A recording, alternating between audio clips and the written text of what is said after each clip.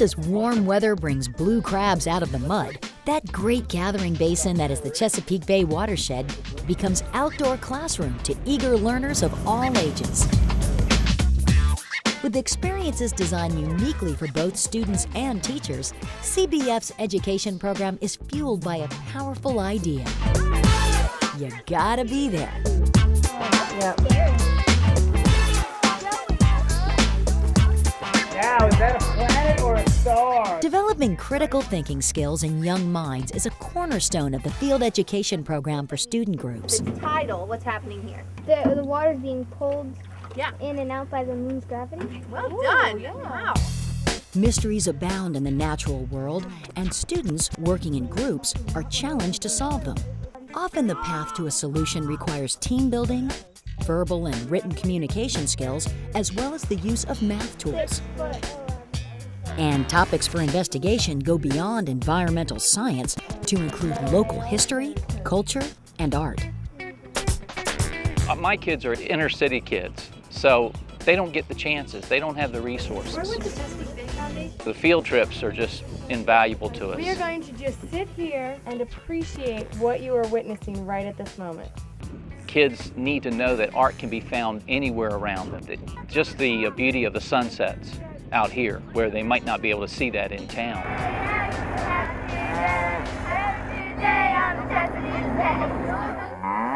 Kids have many different learning styles, and a lot of the students are hands-on learners. He is more of a visitor to the Bay. He's going to be leaving soon. This guy. You know, you get the textbook and you read section 1 in chapter 3, and then you answer the review questions, and then you turn to section 2. The children simply don't retain it the way they do when they have actually physically been in the environment. I mean, how do you explain what a pipefish looks like? How do you explain what an isopod is? I mean, you have to see it. You have to touch it. You have to have been a part of pulling it out of the bay before you really understand how all those little creatures in the grasses are connected. What kind of water we got here? Brackish. Brackish? It's a mix of what? Salt and... When you dump all your catch out in a great big bin and you start picking through them, right? You keep the keepers and get rid of the little ones. It's called culling your catch. Next grandpa, 1, 2, 3. You see all the lights start to go off and the aha moments and their faces light up. If they can touch it, then they can understand it. Those are damselfly larvae. See how they have the 3 prongs? It's amazing what young children can learn. All right, I want you guys to figure it out. They are sponges at that age. They are not worried about being cool and looking great in their outfits. You know, everything's very serious in my county. It's all about curriculum standards. But I also think there is a way to learn. There's a way to make it fun at the same time. It's a very important combination. How far down do you think the soil goes? The students don't even realize that they're learning.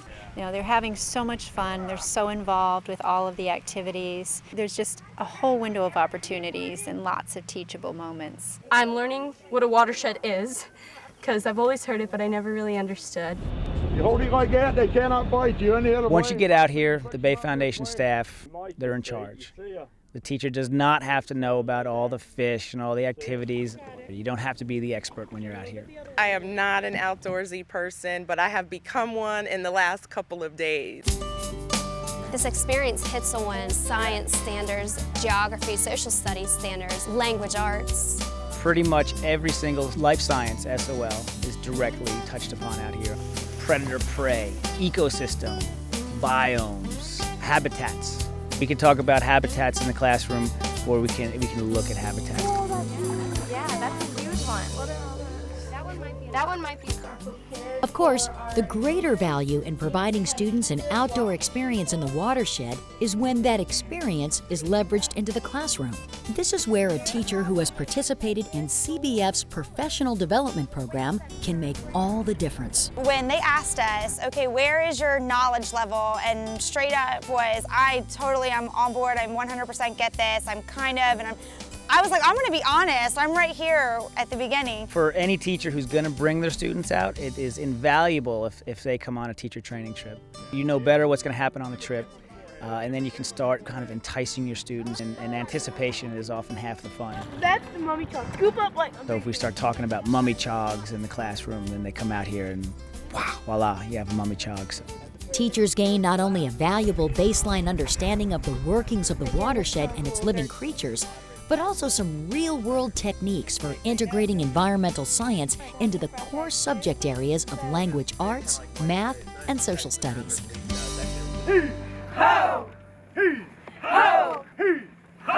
It's been an incredible opportunity for me, and it's a real gift for me. I feel like I'm on vacation and inspired at the same time. There's a plethora of materials, and their passion for the environment, the passion for the future of the children that we deal with is intense. And they're always giving us ideas about things. It's really nice to watch others and learn from them. They have all shared something that I will take and use as a teacher.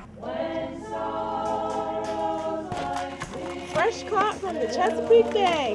Whether you're teaching 7th grade or taking 7th grade, it's hard to miss the signs of an environment at risk. Upstream and down, traditions and livelihoods, born of a once healthy and productive watershed, are now threatened. Participants in the CBF program confront these tough issues and wonder about their own roles in shaping the Bay's future. They're going to be learning a lot from me now. I can promise you that. But more than anything else, I want them at the end of the unit say, what can we do to help?